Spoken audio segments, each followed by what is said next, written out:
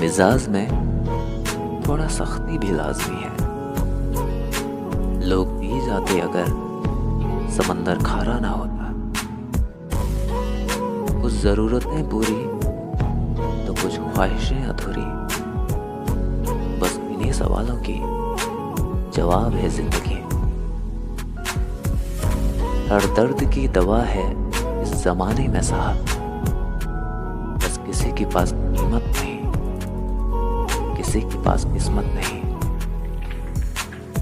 जरूरी नहीं कि शायरी वो ही करे जो इश्क में हो। जिंदगी भी कुछ ज़ख्म बेमिसाल देती है।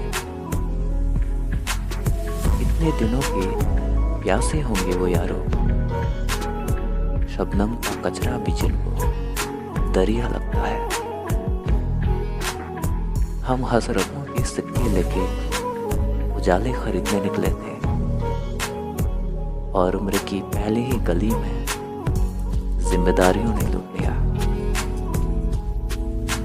जो दुख में साथ दे वही तो अपना है, वरना सलाह तो दोस्तों राह चलते भी दे देते हैं। मुझे गिरते हुए पत्थर ने समझाया है, अगर बोझ बन जाओ तो अपने भी गिरा देते हैं।